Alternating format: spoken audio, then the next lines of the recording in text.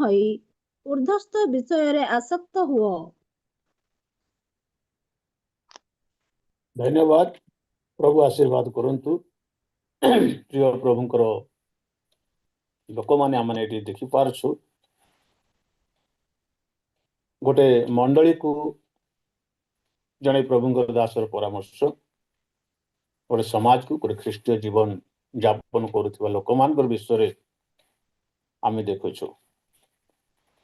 तेबे प्रेरित पाउल से लिखती तुम्हें माने जेबे ख्रीष्टों सहित उत्थित होइछ तेबे ईश्वर दक्षिण पार्श्व उपविष्ट ख्रीष्टर जो बासस्थान से ऊर्ध्वस्थान विषय सबू अन्वेषण कर। आम शास्त्र रे दुईटी विषय को देखि पारछु गोटे ऊर्ध्वस्थ विषय अन्वेषण करवा द्वितीयटी आम देखि पारछु ऊर्ध्वस्त विषय आसक्त हेबा।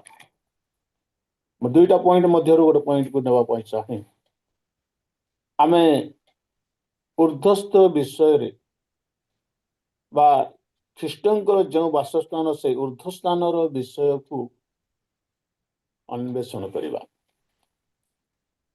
जदि तो आम ख्रीष्टर सहित उत्थित होइछु ख्रीष्टर सहित जीवन यापन करिछु ख्रीष्टर को ग्रहण करिछु तेबे आमे माने कौन करबा को दरकार। प्रभुंकर वाक्य कहूँ ख्रीष्टर सही बासस्थान अन्वेषण करवा। ख्रीष्टर बासस्थान कोटा से कोटि रुहती वर्तमान कोटि अच्छा आम जाचु पिता दक्षिण पार्श्व से अच्छा आ से कहीं अच्छा से आम निमंते नवेदन कर शास्त्र अनुजाई देखिपारु से ख्रीष्टर ऊर्ध्वस्थान को बासस्थान को आम कौन करने दरकार अन्वेषण करवा खोजा दरकार ऊर्ध्वस्थान को खोजा से ऊर्ध्वस्थान स्वर्ग पवित्र स्थान ईश्वर बासस्थान धार्मिक स्थान से स्थान को आम मान जीवन रे आम कौन करवा दरकार खोजा दरकार बा अन्वेषण करने दरकार। कलसीय मंडली को पाउल लिखती तुम्हें सांसारिक विषय अधिक चिंता न करी संसार विषय वस्तु को अन्वेषण न करी तुम्हें ईश्वर राज्य को से ऊर्ध्वस्त विषय को ईश्वर बासस्थान विषय तुम्हें कौन करो अन्वेषण करो। आम प्रभुंकर राज्यर विषय मान को आम खोजी पारुना ईश्वर राज्यर केतेक विषय को आम आज पर्यंत जानी ना जे आम संसार आम कौन कर भ्रमण कर संसार विषय बहुत आसक्त होपाई आम प्रभुंकर वाक्य सहित आम मैंने कौन करूँ आज चिंता करूँ आम ऊर्ध्वस्त विषय सब अन्वेषण करवा। ऊर्ध्वरे आम चिंता करूँ प्रभु जीशु ख्रीष्ट स्वर्ग अच्छा से ऊर्ध्वर अच्छा तांकर विषय आम चिंता करने दरकार आम खोजा दरकार। कारण प्रभुंकर वाक्य आम सदा सर्वदा देखिपारु जेसाया पुस्तक लिखाई तार 57-15 पद यदि पढ़े तेज ए प्रकार लिखाई आम ऊर्ध्व और पवित्र स्थान रे वास करूँ जो परमेश्वर से ऊर्ध्व आउ पवित्र स्थान रे वास करती से पवित्र स्थान ऊर्ध्व विषय आम कौन करवा खोजा दरकार अन्वेषण करने दरकार। ताहले प्रभु आम को कौन करेंगे समस्त विषय देवे। से जीशु गोटे कथा कहले माथ्यू सुसमाचार तार 6:33 पदरे सर्वप्रथमे तुम्हें तांको राज्य और धार्मिकता अन्वेषण कर। प्रथमे आम ईश्वर राज्य आउ धार्मिकता को अन्वेषण करवा। मोर प्रिय प्रभुंकर संतान संतति दास दासी माने वास्तव आम जदि वाक्य जिते पढ़ू तेरे प्रथमे आम कौ स्थान को प्राधान्यता दौचु कौ विषय को आम प्राधान्यता दौचु कौ विषय आम सबु बेले अन्वेषण करुचु किंतु जीशु कहले प्रथमे तांकरी राज्य से स्वर्ग राज्यर विषय को आम कौन करवा खोजा दरकार। से स्वर्ग राज्य विषय को आम ध्यान को आणवा दरकार। ଚିନ୍ତା କରିବାକୁ ଦରକାର, ତାହେଲେ ପ୍ରଭୁ କହିଲେ ସମସ୍ତ ବିଷୟ ତୁମମାନଙ୍କୁ ଦିଆଯିବ, ତୁମେ ସମସ୍ତ ବିଷୟର ଅଧିକାରୀ ହେବ। କିନ୍ତୁ ଯାହା ସତ୍ୟ, ଯାହା ବାସ୍ତବ, ଯାହା ପ୍ରଭୁ ଆମମାନଙ୍କୁ କହିଛନ୍ତି ସେ ବିଷୟକୁ ଆମେ ଅନ୍ୱେଷଣ ନ କରି ଆମେ ଜଗତ ବିଷୟରେ ବେଶୀ ଆସକ୍ତ ହେଉଛୁ, ଜାଗତିକ ବିଷୟକୁ ଆମେ ବେଶୀ ଅନ୍ୱେଷଣ କରୁଛୁ। କିନ୍ତୁ ପ୍ରଭୁ ଯୀଶୁ ଆଜି ବି ଆମମାନଙ୍କୁ କୁହନ୍ତି, ତୁମେ ପ୍ରଥମେ ତାଙ୍କ ରାଜ୍ୟ। ବାସ୍ତବ ଗୋଟେ ଖୁସିର ବିଷୟ ଯଦି ଆମେ ଚିନ୍ତା କରୁ, ତେବେ ଏଇ କିଛି ଦିନ ହେଲା ଆମେ ପ୍ରଥମେ ଉଠି କୋଉ ବିଷୟ ଚିନ୍ତା ନ କରି ପ୍ରଭୁଙ୍କ ରାଜ୍ୟ ବିଷୟ ଚିନ୍ତା କରୁଛୁ। କୋଉ ବିଷୟରେ ଆସକ୍ତ ନାହିଁ, ପ୍ରଥମେ ତାଙ୍କ ରାଜ୍ୟ ବିଷୟରେ ଆସକ୍ତ ହେଉଛୁ। ଆମମାନଙ୍କୁ ପ୍ରଭୁ ଏତେ ପ୍ରେମ କଲେ ଆଉ ଏ ସମୟକୁ ଦେଇଛନ୍ତି। ଅନେକ ବର୍ତ୍ତମାନ ଶୟନ କରିଛନ୍ତି, ସୁଖରେ ନିଦ୍ରା ଯାଇଛନ୍ତି, କିନ୍ତୁ ପ୍ରଭୁ ଆମକୁ 4ଟା ପୂର୍ବରୁ ସେ ଚେତା ଦଉଛନ୍ତି ଆଉ ତାଙ୍କ ଚରଣ ତଳେ ବସିବା ପାଇଁ ସୁଯୋଗ ଦଉଛନ୍ତି। ଆଉ ତାଙ୍କରି ସେ ପବିତ୍ର ରାଜ୍ୟ ବିଷୟରେ ଚିନ୍ତା କରିବା ପାଇଁ, ଖୋଜିବା ପାଇଁ ଆମମାନଙ୍କୁ ସେ ପ୍ରେମ କରୁଛନ୍ତି। ମୋର ପ୍ରିୟ ପ୍ରଭୁଙ୍କ ଲୋକମାନେ, ସେଥିପାଇଁ ଆମେ ପ୍ରଭୁଙ୍କର ବାକ୍ୟକୁ ଆମେ ଦେଖିପାରୁଛୁ, ଆମେ ପ୍ରଥମେ ତାଙ୍କ ରାଜ୍ୟକୁ ଅନ୍ୱେଷଣ କରିବା।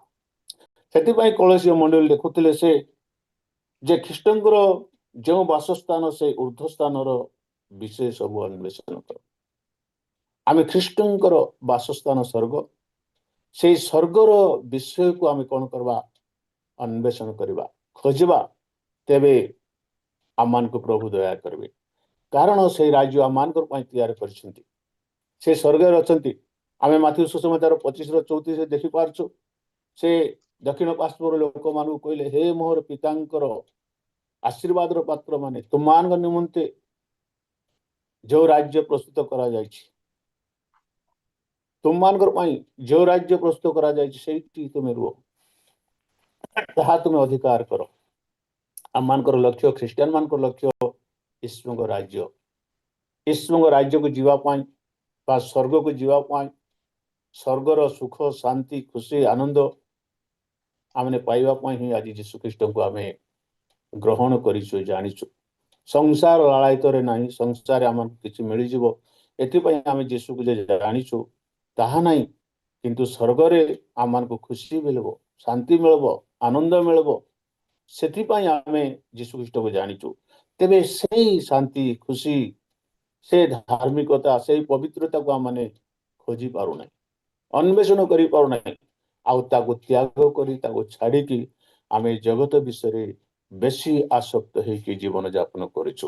ସେଥିପାଇଁ ମୋର ପ୍ରିୟ ପ୍ରଭୁଙ୍କ ଲୋକମାନେ, ଆମେ କିପରି ପ୍ରଭୁ ଯୀଶୁକୁ ଖୋଜିବାକୁ ଦରକାର?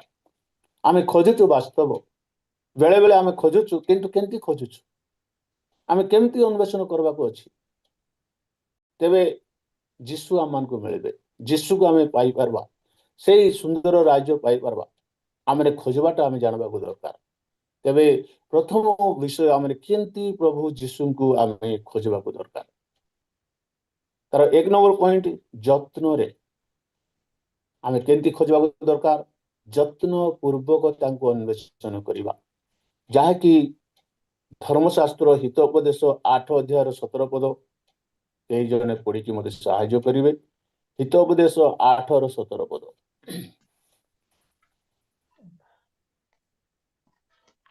ଯେଉଁମାନେ ହିତୋପଦେଶ 8:17 ହଁ, ଯେଉଁମାନେ ମତେ ପ୍ରେମ କରନ୍ତି, ମୁଁ ସେମାନଙ୍କୁ ପ୍ରେମ କରେ।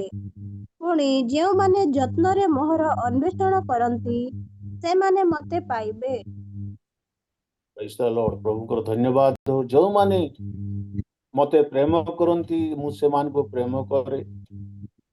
ଯେଉଁମାନେ ଯତ୍ନରେ ମୋହର ଅନ୍ୱେଷଣ କରନ୍ତି, ସେମାନେ ମତେ ପାଇବେ। ପ୍ରିୟ ପ୍ରଭୁଙ୍କ ଲୋକମାନେ, ଆମେ ଏଠି ଦେଖିପାରୁଛୁ, ଧର୍ମଶାସ୍ତ୍ର ଆମମାନଙ୍କୁ ଏମିତି ଶିକ୍ଷା ଦିଏ, ଯୀଶୁକୁ ଯେଉଁମାନେ ପ୍ରେମ କରନ୍ତି, ଯୀଶୁ ସେମାନଙ୍କୁ ପ୍ରେମ କରନ୍ତି। ଆଉ ଯେଉଁମାନେ ଯତ୍ନରେ ତାଙ୍କୁ ଅନ୍ୱେଷଣ କରନ୍ତି, ଖୋଜନ୍ତି, ତେବେ ସେମାନେ ତାଙ୍କର ସନ୍ଧାନ ପାଇବେ, ତାଙ୍କୁ ପାଇବେ। ଯେମିତି ବି ଖୋଜିଲେ ମିଳିଯିବ ନାହିଁ। ଯୀଶୁକୁ ଯଦି ପାଇବାକୁ ଅଛୁ, ସେ ଯୀଶୁଙ୍କର ଅନୁଗ୍ରହ ଆଶୀର୍ବାଦ ତାଙ୍କ ରାଜ୍ୟ ପାଇବାକୁ ଅଛୁ, ତେବେ ଆମେ କେମିତି ଖୋଜୁଛୁ? ବାସ୍ତବ ଆମେ ଖୋଜିବା ଲୋକମାନେ ଖୋଜୁଛୁ ଯୀଶୁକୁ। କୋଉଠି ଖୋଜୁଛୁ, କେମିତି ଖୋଜୁଛୁ ଆମେ ଜାଣିବାକୁ ଦରକାର। ଶାସ୍ତ୍ର ଆମମାନଙ୍କୁ ଶିକ୍ଷା ଦିଏ ଯତ୍ନ ସହିତ ଖୋଜିବାକୁ ଦରକାର। ଯତ୍ନରେ ସୁନ୍ଦର ଆମେ ବିଷୟକୁ ଦେଖିପାରୁଛୁ, ଯତ୍ନ ସହକାରେ ଖୋଜିବା। ଯତ୍ନ ବୋଇଲେ କେମିତି ହେଇପାରେ? ବାର ବାର ଖୋଜିବାଟା, ବାର ବାର ଯାଇକି ସେଠିକି ଅନ୍ୱେଷଣ କରବାଟା। ଆମେ ବାଇବଲରେ ଦେଖିପାରୁଛୁ ଜଣଙ୍କର 10 ଟଙ୍କା ମଧ୍ୟରୁ ଗୋଟେ ଟଙ୍କା ହଜିଯିବାରୁ ସେ କଣ କରୁଛି? ତାକୁ ଯତ୍ନରେ ଖୋଜୁଛି। ପ୍ରଥମ ବିଷୟ ଯତ୍ନ। ଦ୍ୱିତୀୟ ଯଦି ଦେଖୁ ତେବେ ସେ ଦୀପ ଜାଳି କରି, ଝାଡୁ ମାରି କରି, ଘର ଝାଡି କରି ସେ ଖୋଜୁଛି। ଯେ ପର୍ଯ୍ୟନ୍ତ ସେ ପାଇନାହିଁ ସେ ପର୍ଯ୍ୟନ୍ତ ସେ ଅନ୍ୱେଷଣ କରୁଛି, ବାର ବାର ଅନ୍ୱେଷଣ କରୁଛି। ସେ ଦୀପ ଜାଳିକି ଅନ୍ୱେଷଣ କରୁଛି। କାହିଁକି? ସେ ଜାଣିଛି ଏ ସ୍ଥାନରେ ମୋର ଟଙ୍କାଟି ପଡିଯାଇଛି। ପ୍ରିୟ ପ୍ରଭୁଙ୍କ ଲୋକମାନେ, ଆମେ ଯୀଶୁଙ୍କୁ ଠିକ ଚିନ୍ତି ଖୋଜିବାକୁ ଦରକାର। ଯତ୍ନ ସହକାରେ ଦୀପ ଜାଳି ଆମମାନଙ୍କ ହୃଦୟ ରୂପ ଘରକୁ ଝାଡି କରି ଆମେ ଖୋଜିବାକୁ ଦରକାର। ଯେହେତୁ ଆମେ ଯୀଶୁଙ୍କୁ ଖୋଜିବା ଲୋକମାନେ ଯତ୍ନରେ ଖୋଜିବା। ଯେମିତି ପାରିଲେ ସେମିତି ଖୋଜିଲେ ମିଳିବେ ନାହିଁ। ସେ ବଜାରରେ ବିକ୍ରି ହେବା ଜିନିଷ ନୁହନ୍ତି ଯେ ତାକୁ କିଣିଦେଲେ ଆମମାନେ ପାଇଯିବା। କିନ୍ତୁ ମନ ପ୍ରାଣ ଦେଇ ତାଙ୍କୁ ଖୋଜିବାକୁ ଦରକାର। ଆମମାନଙ୍କ ହୃଦୟ ଦେଇ ତାଙ୍କୁ ଖୋଜିବାକୁ ଦରକାର। ଯତ୍ନତା ସହିତ ଆମେ ଖୋଜିବାକୁ ଦରକାର। ତାହେଲେ ପ୍ରଭୁ ଆମମାନଙ୍କୁ ଦେଖାଦେବେ। ପ୍ରଭୁକୁ ଆମେ ପାଇପାରିବା। ପ୍ରଭୁ ଆମମାନଙ୍କୁ ସାହାଯ୍ୟ କରିବେ। ସେଥିପାଇଁ ଆମେ ପ୍ରଭୁଙ୍କର ବାକ୍ୟ ଦେଖୁଛୁ, ଆମେ କି ପ୍ରକାର ଖୋଜୁଛୁ। ଆଜି ବାସ୍ତବ ଯୀଶୁକୁ ଖୋଜିବା ଲୋକମାନେ କେମିତି ଖୋଜୁଛୁ? ହେଲେ ହଉ ନହେଲେ ନାହିଁ। କିଛି ଲୋକ ସପ୍ତାହକୁ ଗୋଟେ ଦିନ ଖୋଜନ୍ତି। ମୁଁ ବେଳେ ବେଳେ ଚିନ୍ତା କରେ, ଜଗତରେ ବହୁତ ପ୍ରକାର ଖ୍ରୀଷ୍ଟିଆନ ଲୋକମାନେ ଅଛନ୍ତି। ବହୁତ ପ୍ରକାର ଭେରାଇଟି ଖ୍ରୀଷ୍ଟିଆନ, ମଡେଲିଂ ଖ୍ରୀଷ୍ଟିଆନ ଆଜିକାଲି ବାହାରିଛନ୍ତି। 4 ପ୍ରକାର ଖ୍ରୀଷ୍ଟିଆନକୁ ଦେଖିପାରୁଛୁ। କିଛି ଖ୍ରୀଷ୍ଟିଆନ ଅଛନ୍ତି ସପ୍ତାହକୁ ଗୋଟେ ଥର ଯୀଶୁକୁ ଖୋଜନ୍ତି। ନ ଗଲେ ନ ଚଳେ ଖୋଜନ୍ତି। ଆଉ କିଛି ଲୋକ ଅଛନ୍ତି ମାସକୁ ଥରେ ସେମାନେ ଖୋଜନ୍ତି। 4 ସପ୍ତାହ ହେଲାଣି ମୁଁ ପ୍ରଭୁଙ୍କର ନିକଟକୁ ଯାଇନାହିଁ, ପ୍ରଭୁ ଖୋଜି ନାହିଁ, ଲୋକ କଣ କହିବେ, ଏଥିପାଇଁ ସେମାନେ ମାସକୁ ଗୋଟେ ଥର ସେମାନେ ଗିର୍ଜା, ଉପାସନା, ପ୍ରାର୍ଥନାରେ ଯୋଗ ଦିଅନ୍ତି। ଆଉ ଗୋଟେ ପ୍ରକାର ଖ୍ରୀଷ୍ଟିଆନ ଅଛନ୍ତି ବର୍ଷକୁ ଗୋଟେ ଦିନ, ବର୍ଷେକିଆ ଖ୍ରୀଷ୍ଟିଆନ। ଯୋଉ ଦିନ କି ଡିସେମ୍ବର ପଡିବ, ଯୀଶୁଙ୍କର ଜନ୍ମଦିନ ପଡିବ, ସେଇଦିନ ବାଧ୍ୟ ଯିବାକୁ। କେବେ ନ ଯିବା ଲୋକ ବି ଯିବ। କାହିଁକି? ନାଇଁ, ବର୍ଷକୁ ହେଲେ ଗୋଟେ ଦିନ ନ ଗଲେ ଭଲ ହେବ କି? ତେବେ ସେମାନେ କି ପ୍ରକାର ଖୋଜୁଛନ୍ତି? ମୋର ପ୍ରିୟ ପ୍ରଭୁଙ୍କ ଲୋକମାନେ, ଆମେ ଦେଖିପାରୁଛୁ ବର୍ଷକିଆ ଖ୍ରୀଷ୍ଟିଆନ ବି ଅଛନ୍ତି, ମାସିକିଆ ଖ୍ରୀଷ୍ଟିଆନ ଅଛନ୍ତି, ସପ୍ତାହିଆ ଖ୍ରୀଷ୍ଟିଆନ ଅଛନ୍ତି। ଅଳ୍ପ ମାତ୍ରାରେ ପ୍ରତ୍ୟେକ ଦିନର ଖ୍ରୀଷ୍ଟିଆନ ଅଛନ୍ତି। ଆଜିକାଲି ଆମମାନଙ୍କୁ ପ୍ରଭୁ ଅନୁଗ୍ରହ କରିଛନ୍ତି, ପ୍ରତ୍ୟେକ ଦିନ ଯୀଶୁକୁ ଆମେ ଖୋଜୁଛୁ, ଯୀଶୁକୁ ଆମେ ଅନ୍ୱେଷଣ କରୁଛୁ।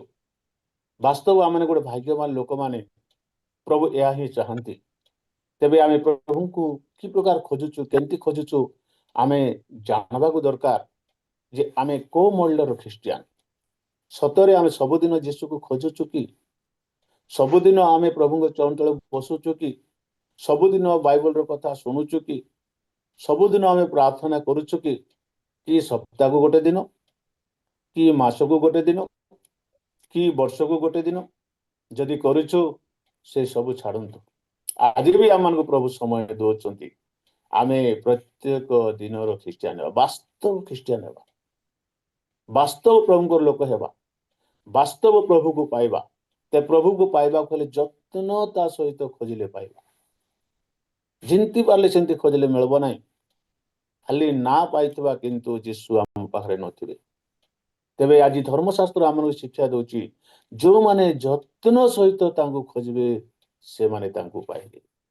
ଆମେ ହୃଦୟ ସହିତ जीशु को खोजवा तेबे से निश्चय आम को मिलिबो। आमे केंती करी खोजवा दीप जाली करी खोजवा। आमानकर हृदय रूप दीप को जळेबा को दरकार। लिभि जाइछि अंधार हो जाइछि जद्वारा कि जीशु को आमे खोजी पारु नाही देखि पारु नाही। तेबे आमानकर हृदय रूप द्वार को खोल आमे कोन करबा दीप को जालिबा घर जाड़िबा जत्नता सहित आमने खोजिबा तेबे प्रभु को आमने पाइबा। आमे देखुतिलु जत्न सहित खोजु। द्वितीय आमे देखि पारथुलु दीप जाली करी खोजिबा। तृतीय देखिबा तेबे तृषित अंतर सहित आमने खोजिबा। केंते खोजिबा क्षुदित तृषित अंतर गोटे व्याकुल खोजवा को दरकार। गीत रचक दाऊद से गोटे कथा कहले गीत संगीता 63 एक पद सुंदर विषय लिखा जड़े पढ़ी पाठ करतु। आम देखिपारचु गीत संगीता 63 एक। हे परमेश्वर तुम्हें मोहर परमेश्वर। हे परमेश्वर हे परमेश्वर तुम्हें मोहर परमेश्वर। हाँ जत्न रे मु तुम्हार अन्वेषण करिबी। यत्न रे मु तुमर अन्वेषण करिबी।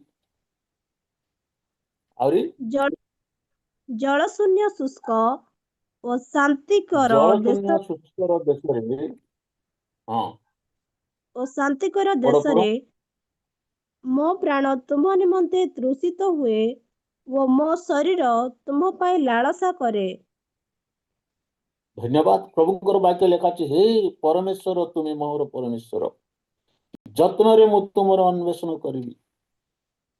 ପ୍ରଭୁଙ୍କର ବାକ୍ୟରେ ଆମେ ଦେଖିପାରୁଛୁ ଗୀତ ରଚକ ଦାଉଦ ସେ ଏ ପ୍ରକାର କୁହନ୍ତି हे परमेश्वर तुमे मोहर परमेश्वर ମୁଁ ଯତ୍ନରେ ତୁମର ଅନ୍वेषण କରିବି। ଏଠି ଗୋଟେ ବିଷୟ ଦେଖିପାରୁଛୁ ଦାଉଦ କହୁଛନ୍ତି ତୁମେ ମୋର परमेश्वर ବ୍ୟକ୍ତିଗତ ଆପଣାର ନିଜର परमेश्वर କହୁଛନ୍ତି। ସେଇ ଦିନର ଲୋକମାନଙ୍କର ପ୍ରାର୍ଥନା ଆମେ ଶୁଣୁଥିଲୁ ଦେଖୁଛୁ ବାଇବଲରେ हे ଅବ୍ରାହମଙ୍କର ଈଶ୍ୱର ଇସାକର ଈଶ୍ୱର ଯାକୋବଙ୍କର ଈଶ୍ୱର ମଶାଙ୍କର ଈଶ୍ୱର କିନ୍ତୁ ଦାଉଦ କହୁଛନ୍ତି ତୁମେ ମୋର परमेश्वर। आज वास्तव आम भी जदि देखु तेबे समाजर परमेश्वर समाज कले आमे करिबु न हेले नाही किंतु व्यक्तिगत रे आमे यीशु को पाइछु कि यीशु को आमे कहबा कि प्रभु तुमे मोर परमेश्वर केही करंतु न करंतु जीसस को आमे देखुछु से कहले केही करंतु न करंतु मु आ मो परिवार तुमर सेवा करबु प्रभु तुमको विश्वास करबु तुमरी आराधना करबु।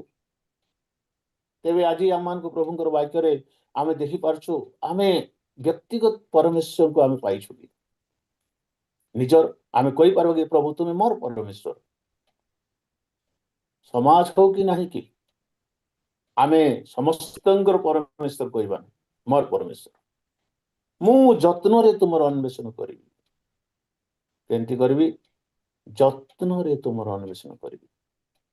तेबे आमे देखि पारछु से लिखा है कि जत्न रे मु तुमर अन्वेषण करिबी जल शून्य शुष्क ओ शांतिकर देश रे मो प्राण तुम निमंते तृषित।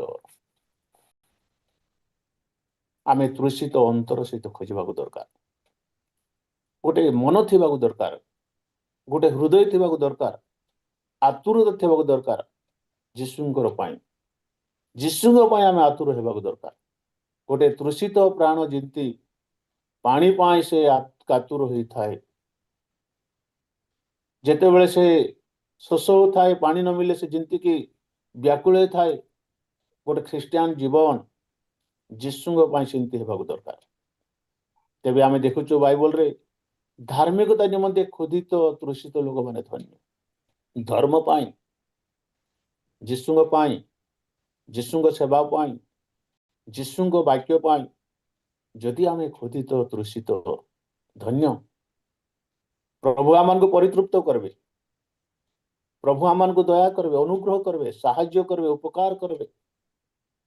तेबे आमे प्रभु को देखि पारछु प्रभुंकर वाक्य रे आमे तृषित अंतर सहित आमे ତାଙ୍କୁ ଖୋଜିବାକୁ ଦରକାର, ବାସ୍ତବ ମନରେ କି ଆମେ ଖୋଜିବାକୁ ଦରକାର, ତେବେ ତାଙ୍କୁ ଆମେ ପାଇପାରିବା। ଯତ୍ନରେ ଖୋଜିଲେ ଆମେ ପାଇପାରିବା। ଆମେ ଦୀପ ଜାଳି ଘର ଝାଡ଼ି ଖୋଜିଲେ ଆମେ ପାଇପାରିବା। ଆମେ ଏଠି ଦେଖିପାରୁଛୁ ବ୍ୟକ୍ତିଗତ ଭାବେ ତୃଷିତ ଅନ୍ତର ସହିତ ଖୋଜିବା, ତାହେଲେ ଆମେ ପାଇପାରିବା। ସେଥିପାଇଁ ପ୍ରଭୁଙ୍କର ବାକ୍ୟ ଆମମାନଙ୍କୁ ସଦା ସର୍ବଦା ଶିକ୍ଷା ଦିଏ।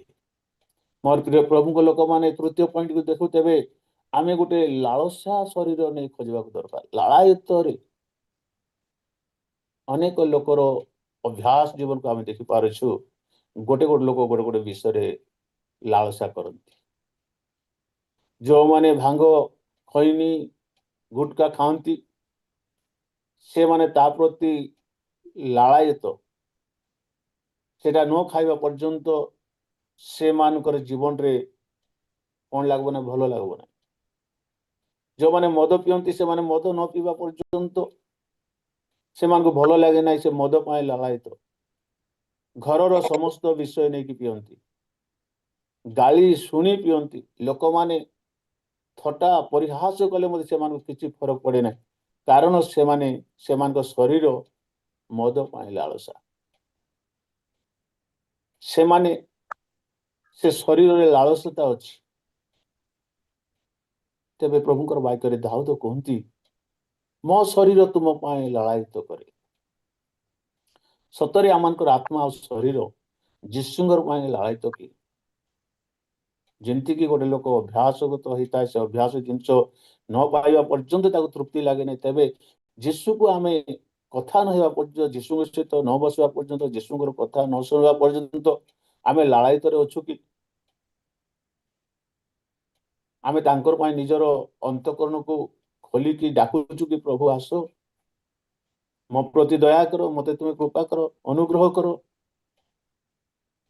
ତାହେଲେ ମୋର ପ୍ରିୟ ପ୍ରଭୁଙ୍କ ଲୋକମାନେ, ପ୍ରଭୁ ଆମମାନଙ୍କ ସହିତ ରହିବେ। ତେବେ ପ୍ରଭୁ କହିଲେ, ଖୋଜ ପାଇବ। ଆମେ କେମିତି ଖୋଜୁଛୁ? ସତରେ କ'ଣ ଖୋଜୁଛୁ? ଉର୍ଦ୍ଧ୍ୱସ୍ଥ ବିଷୟ ନା ଏଇ ପାର୍ଥିବ ବିଷୟରେ ଆମେ ଖୋଜୁଛୁ? ଜାଗତିକ ବିଷୟରେ ଖୋଜୁଛୁ? ଆମେ ଜଗତ ବିଷୟ ଖୋଜୁଛୁ ନା ଯୀଶୁଙ୍କୁ ଖୋଜୁଛୁ? ଯଦି ଯୀଶୁଙ୍କର ପାଇଁ ଆମମାନଙ୍କର ଜୀବନରେ এই ପ୍ରକାର ମନ ଅଛି, এই ପ୍ରକାର ହୃଦୟ ଅଛି, এই ପ୍ରକାର ଚିନ୍ତାଧାରା ଅଛି, ତେବେ ନିଶ୍ଚୟ ଆମମାନେ ତାଙ୍କୁ ପାଇପାରିବା। ତାଙ୍କ ରାଜ୍ୟକୁ ଆମମାନେ ଉପଭୋଗ କରିପାରିବା। ସେ ଶାନ୍ତିର ରାଜ୍ୟ, ଖୁସିର ରାଜ୍ୟ, ପ୍ରେମର ରାଜ୍ୟ, ଧାର୍ମିକତା ରାଜ୍ୟକୁ ଆମମାନେ ଖୋଜିପାରିବା। ତେବେ ସମୟ ଯାଉଛି, ମୁଁ ବେଶୀ ସମୟ ନେବା ପାଇଁ ଚାହେଁ ନାହିଁ। ତାପରେ ଆମେ ଦେଖିପାରୁଛୁ ପ୍ରଭୁଙ୍କର ବାକ୍ୟରେ, ଯାହାକି ଆମମାନେ ପ୍ରତ୍ୟୁଷରେ ବା ଅନ୍ଧାର ଥାଉ ଥାଉ ଆମେ ଖୋଜିବାକୁ ଦରକାର। କେତେବେଳେ?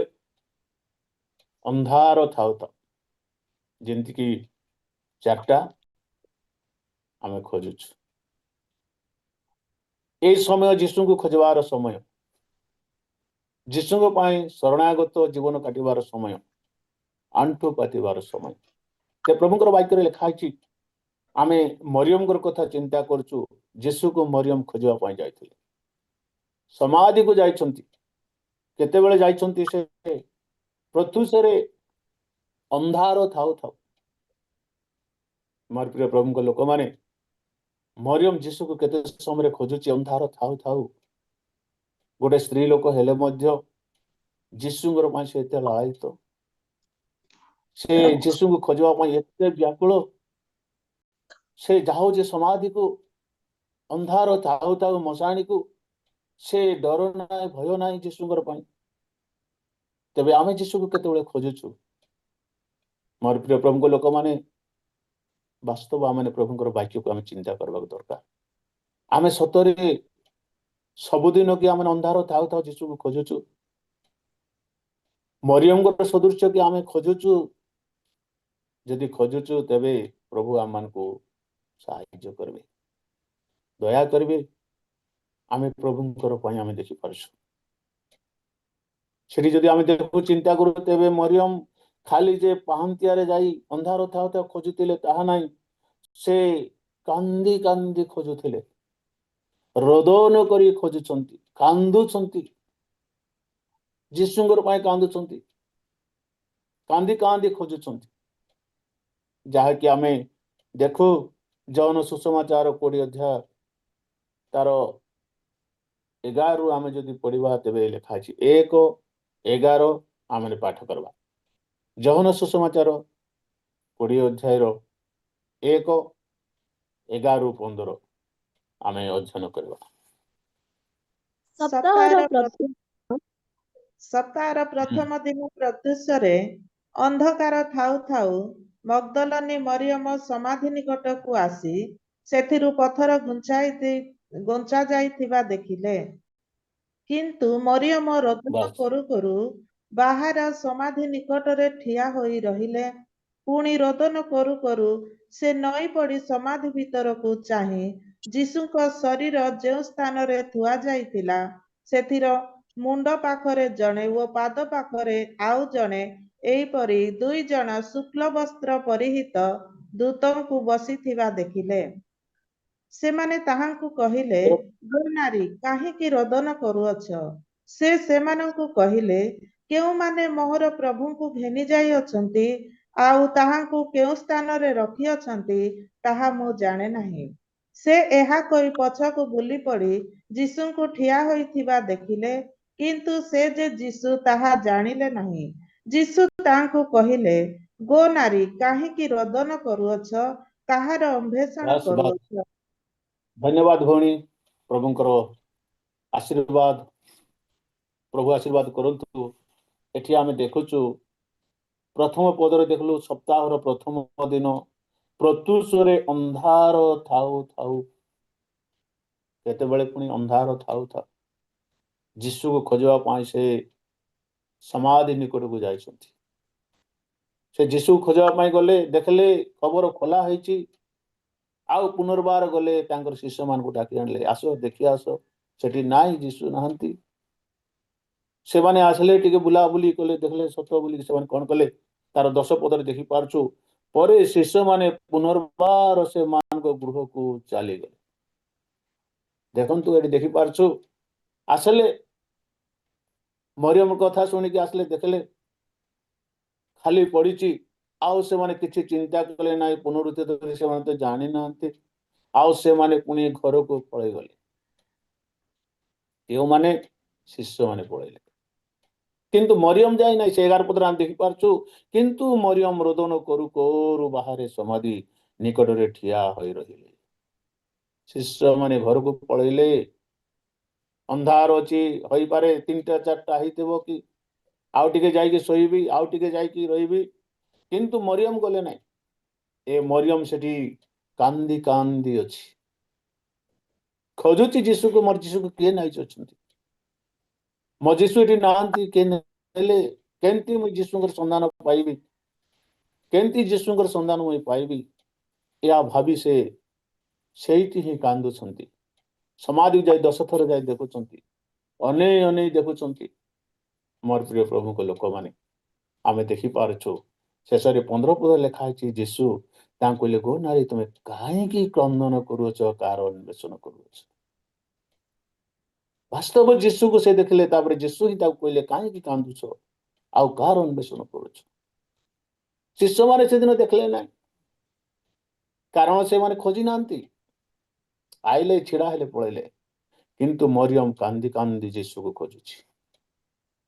ତେବେ ଯେଉଁମାନେ କାନ୍ଦି କାନ୍ଦି ଖୋଜନ୍ତି, ପ୍ରଭୁ ସେମାନଙ୍କୁ ଦେଖା ଦିଅନ୍ତି। ଯେଉଁମାନେ କାନ୍ଦି କାନ୍ଦି ତାଙ୍କର ଅନ୍ୱେଷଣ କରନ୍ତି, ସେମାନେ ପାଆନ୍ତି। ଯୀଶୁକୁ ସେ ଦେଖିପାରିଲା। କାହିଁକି ଏ ମରିୟମ ଏତେ ଆତୁର, ଏତେ ଲାଳାୟିତ, ଏତେ ବ୍ୟାକୁଳରେ ଯୀଶୁକୁ ଖୋଜୁଛନ୍ତି? କାରଣ ଆମେ ଜାଣିଛୁ, ତାଠାରୁ ଭୂତ ପ୍ରଭୁ ଯୀଶୁ ଛଡେଇଥିଲେ। ଯୋଉ ମରିୟମକୁ ଭୂତ ଲାଗିଥିଲା, ଭୂତ ଠାରୁ ମୁକ୍ତ ହେଇଛି। ଭୂତ ଯେତେବେଳେ ତାକୁ ଲାଗିଥାଏ, ସେ କେତେ କଷ୍ଟ ପାଇଥିଲା, କେତେ ଦୁଃଖ ଯନ୍ତ୍ରଣା ସେ ଅନୁଭବ କରିଛି। ତାର ଜୀବନରେ କେତେ ପ୍ରକାର ବିଷୟ ଆସିଥିଲା, ସେ କଣ କଣ ହେଇଥିବ। ସେଥିରୁ ପ୍ରଭୁ ଯୀଶୁ ତାକୁ ରକ୍ଷା କରିଛନ୍ତି, ଉଦ୍ଧାର କରିଛନ୍ତି, ସୁସ୍ଥତା ଦେଇଛନ୍ତି, ପରିତ୍ରାଣ ଦେଇଛନ୍ତି। ତେବେ ସେ ପାଶରି ଯିବ କି? ସେ ଭୁଲିଯିବ, ସମସ୍ତେ ହୋଇପାରେ ଭୁଲିଯିବେ, କିନ୍ତୁ ମରିୟମ ଭୁଲିଲା ନାହିଁ। ତାର ଉପକାରକୁ ସେ ମନେ ପକାଉଛି। ସେଥିପାଇଁ ମୋର ପ୍ରିୟ ପ୍ରଭୁଙ୍କ ଲୋକମାନେ, ମରିୟମ ସେ କାନ୍ଦି କାନ୍ଦି ଯୀଶୁକୁ ଖୋଜୁଛି। ଅନ୍ଧାର ଥାଉ ଥାଉ ଖୋଜୁଛି, ରୋଦନ ବିଳାପ ସହିତ ଖୋଜୁଛି, ମୋର ଯୀଶୁକୁ କିଏ ନେଇଗଲେ, ମୋର ପ୍ରଭୁକୁ କିଏ ନେଇଗଲେ। ବାସ୍ତବ ଆଜି ଆମମାନଙ୍କର ଜୀବନରେ ଆମେ ସେଇଟା ଚିନ୍ତା କରୁନାହିଁ। ଆମମାନଙ୍କ ପରିସ୍ଥିତି, ଆମମାନଙ୍କର ପୂର୍ବ ପରିସ୍ଥିତିକୁ ଆମେ ମନେ ପକାଉନା। ଆମେ କେମିତି ଥିଲୁ, ପ୍ରଭୁ ଆମମାନଙ୍କୁ ଦୟା କରିଛନ୍ତି। ମରିୟମ ସେ ପୂର୍ବର କଥାକୁ ମନେ ପକାଉଥିଲା ଆଉ ଯୀଶୁକୁ ଖୋଜୁଥିଲା। ମତେ ସୁସ୍ଥ କରିଛନ୍ତି, ମତେ ରକ୍ଷା କରିଛନ୍ତି, ମତେ ଉଦ୍ଧାର କରିଛନ୍ତି। ସେଥିପାଇଁ ସେ ତାଙ୍କର ଗୁଣଗାନ କରୁଛି, ଆଉ ତାଙ୍କୁ ଭୁଲି ଯାଉ ନାହିଁ। ସେ କାନ୍ଦି କାନ୍ଦି ଖୋଜୁଛି। ଆମମାନଙ୍କ ଜୀବନରେ ମଧ୍ୟ ପ୍ରଭୁଙ୍କର ଉପକାରକୁ ଆମେ ଭୁଲି ଯାଉଛୁ, ପାଶରି ଯାଉଛୁ। ବେଳେ ବେଳେ ଯୀଶୁ ଆମମାନଙ୍କୁ ଏତେ ସାହାଯ୍ୟ କରିଥିବେ, ଉପକାର କରିଥିବେ, ସେଇଟା ଆମେ ପାଶରି ଯିବା, ଆଉ ତାଙ୍କୁ ଖୋଜିବା ପାଇଁ ଆମେ ଚିନ୍ତା କରିବ ନାହିଁ। ଦୁଃଖର ବେଳେ ଆମେ ଖୋଜୁ, କିନ୍ତୁ ଦୁଃଖ ସରିଗଲା ପରେ ଆଉ ଯୀଶୁ ଖୋଜିବା ଲୋକ ନାହିଁ। କିନ୍ତୁ ମରିୟମ ଭୁଲି ନାହାନ୍ତି। ସେ ତାର ପୂର୍ବ ବିଷୟ ସେ ମନେ ପକାଉଥିଲେ, ଆଉ ଯୀଶୁକୁ ଧନ୍ୟବାଦ ଦଉଥିଲେ। ଆମମାନଙ୍କୁ ମଧ୍ୟ ପ୍ରଭୁ ଅନେକ ଦୁଃଖରୁ, ରୋଗରୁ, ଚିନ୍ତାରୁ, ପାପରୁ ଉଦ୍ଧାର କରିଛନ୍ତି। এই ଉଦ୍ଧାର ପାଇଥିବା ଲୋକମାନେ ବାସ୍ତବ ମରିୟମକୁ ଟିକେ ସ୍ମରଣ କରିବାକୁ ଦରକାର। ସେ ଅନ୍ଧାରେ ଖୋଜୁଛି, ସେ କାନ୍ଦି କାନ୍ଦି ଖୋଜୁଛି, ତେବେ ସେ ପାଉଛି। ତେବେ ଆମମାନଙ୍କ ଜୀବନରେ ପ୍ରଭୁଙ୍କର ଭାଗ୍ୟକୁ ଆମମାନଙ୍କ ଜୀବନରେ ଆମେ ଦେଖିପାରୁଛୁ। ଆମେ ବି ଅନ୍ତର ସହିତ କାନ୍ଦି କାନ୍ଦି ଯୀଶୁକୁ ଖୋଜିବା, ତେବେ ନିଶ୍ଚୟ ପ୍ରଭୁ ଆମମାନଙ୍କୁ ଆଶୀର୍ବାଦ କରିବେ। ସମୟ ବିତୁଛି, ମୁଁ ଆଉ ଗୋଟେ ଦୁଇଟା ପଏଣ୍ଟ କହିକି ମୁଁ ସମାପ୍ତ କରିବା ପାଇଁ ଚାହେଁ। ତେବେ ଆମେ ଦେଖିପାରୁଛୁ କେମିତି ଆମେ ଯୀଶୁକୁ ଖୋଜିଲୁ, ଅନ୍ୱେଷଣ କଲୁ। ଆମେ ଦେଖିଲୁ ଏଠି ନମ୍ରତା ସହିତ, ଯତ୍ନତା ସହିତ। ତାପରେ ଆମେ ଦେଖିପାରୁଛୁ ଦୀପ ଜାଳି, ତୃଷିତ ଅନ୍ତରରେ, ଲାଳସା ଶରୀରରେ, ଅନ୍ଧାର ଥାଉ ଥାଉ ରୋଦନ କରି କରି ଆମେ ଯୀଶୁକୁ ଖୋଜିବା। କାହିଁକି ଖୋଜିବା? କାହିଁକି ଖୋଜିବା? ତାର ଦ୍ୱିତୀୟ ପଏଣ୍ଟରେ ଦେଖୁଥିବେ, ଯୀଶୁଙ୍କୁ ଆମେ ଏଥିପାଇଁ ଖୋଜିବାକୁ ଦରକାର, ଆମମାନଙ୍କୁ ସେ ଉପକାର କରିଛନ୍ତି। ଯେତେବେଳେ ଯୀଶୁଙ୍କର ଜନ୍ମର କଥା ମେଷ ପାଳକ ମାନେ ଶୁଣିଲେ, ମେଷ ପାଳକ ମାନେ ଯୀଶୁକୁ ଖୋଜିକି ଗଲେ। ଯୀଶୁକୁ ଯେତେବେଳେ ପାଇଲେ, ସେତେବେଳେ ସେଠି ଆମେ ଦେଖିପାରୁଛୁ ଲୁକ ସୁସମାଚାର ତାର 2 ଅଧ୍ୟାୟର 16 ରୁ 18 ପଦ ଟିକେ ଶୀଘ୍ର ପଢିବେ। ଏଥିରେ ଲୁକ ସେମାନେ ସୁସମାଚାର ଶୀଘ୍ର ଯାଇ ଅନ୍ୱେଷଣ କରି ମରିୟମ ଯୋସେଫଙ୍କୁ ପୁଣି ଗୁହାଳ କୁଣ୍ଡରେ ଶିଶୁଙ୍କୁ ଶୋଇଥିବା ଦେଖିଲେ। ସେମାନେ ଏହା ଦେଖି ସେହି ଶିଶୁଙ୍କ ସମ୍ବନ୍ଧରେ ସେମାନଙ୍କୁ ଯେଉଁ କଥା କୁହାଯାଇଥିଲା ତାହା ପ୍ରକାଶ କଲେ। ସେଇ ଶିଶୁଙ୍କ ସମ୍ବନ୍ଧରେ ଯୋଉ କଥା କୁହାଯାଇଥିଲା,